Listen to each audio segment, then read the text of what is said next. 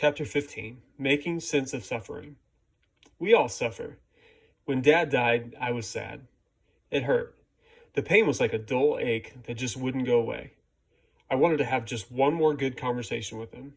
I missed him. I knew I would continue to miss him. I knew he would never get to meet my wife and children. And I knew there would be many key moments in my life where I would yearn for him to be there. I was sad for my younger brothers, especially Hamish, my youngest. I was 30 years old when Dad died, but Hamish was only 22, and he had lived with Dad through almost 5 years of illness. So Dad had been sick since Hamish was about 17, and that is too young to lose your father. Suffering comes in many shapes and sizes, and wears many masks. The first time I was diagnosed with cancer, I remember walking out of the doctor's office. My ears were ringing, and everything seemed to be a blur. All around me, people were just getting on with their lives, but my life had changed in an instant. Being sick yourself is a different type of sadness and a different type of suffering. When my brother, Mark, died, it was different again. It was different from my dad dying and different from having cancer. Mark was in the prime of his life. He had 2 daughters and a wife who needed him. When my dad died, it was sad, but he had lived a full life. My brother left too much of life unlived, and his death hurt more because of that. There are other types of suffering that I dread.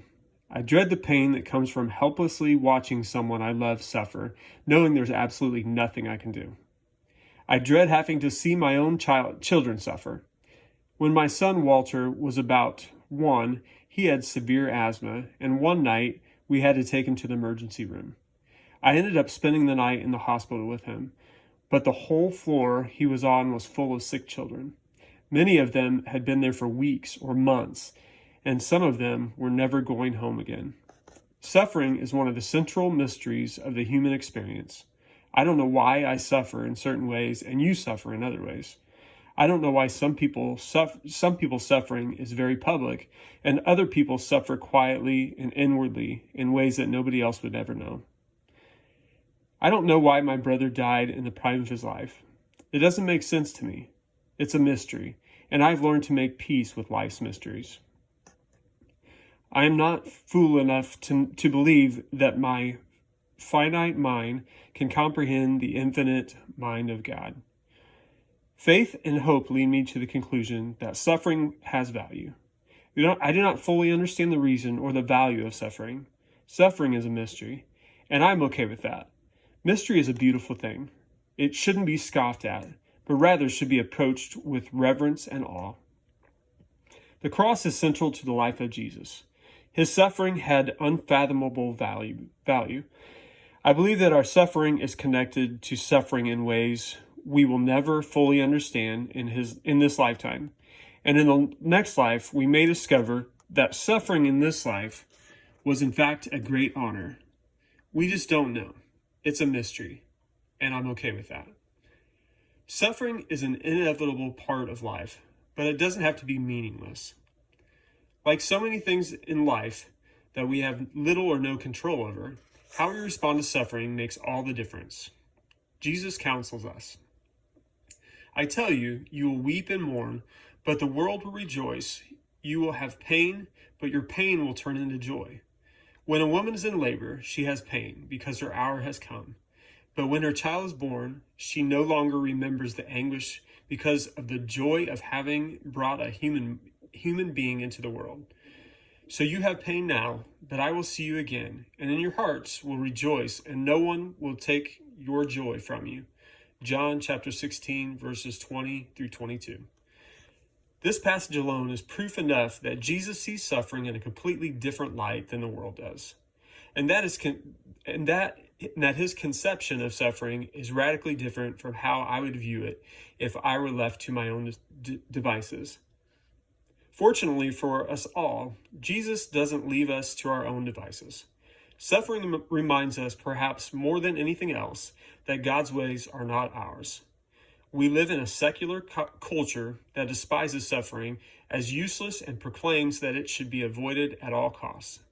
As a result, pain relievers are constantly being thrust at us in the form of pills, products, experiences, and distractions.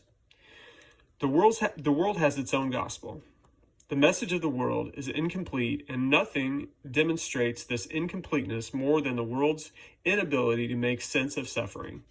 The world cannot make sense of suffering because it views suffering as worthless. The world has no answer for the inescapable, unavoidable, and inevitable sufferings of our lives. Jesus has an answer for everything. The Old Testament scriptures tell us that suffering is the consequence of sin. In the Old Testament, suffering is represented as a punishment inflicted by God as a direct result of humanity's sinfulness. In the New Testament, Jesus boldly announced with his words and actions that suffering has value. It is a tool that can transform us into more loving people. It ushers us into higher spiritual realms. Salvation and the suffering of Jesus are inseparable. So what could be more meaningful than suffering? Now, let's be very clear. I'm not suggesting that we should go looking for suffering. And there is a great deal of suffering in the world that you and I can and should do more to relieve. But the inescapable suffering of our lives has a purpose. We can try to run from it, or we can accept it and allow it to transform us in unimaginable ways.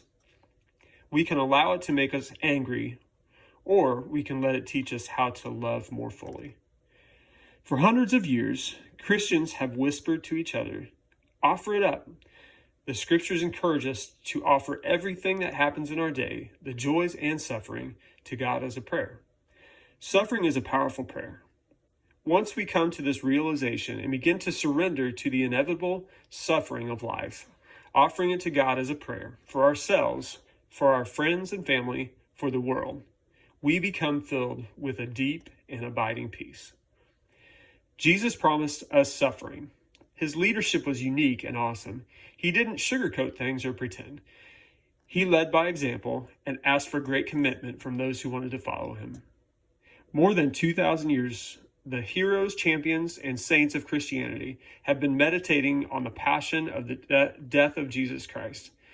Perhaps it is time we all spend a little time exploring the genius of the cross. The world changed at 3 o'clock on that Friday afternoon when Jesus laid down his life for us. That was how he changed the world.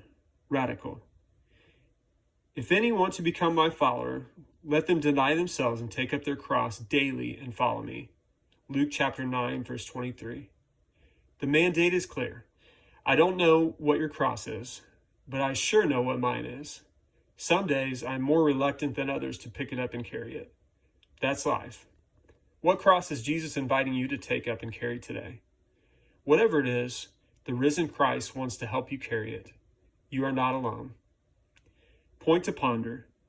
Suffering transforms us in unimaginable ways. Verse to live. We rejoice in our sufferings, knowing that suffering produces endurance, and endurance produces character, and character produces hope. Romans chapter 5, verses 3 through 4. Question to consider. Are you willing to suffer a little in order to grow spiritually? Prayer. Jesus, teach me to embrace the unavoidable suffering of life and keep me ever mindful of those who suffer more than I do.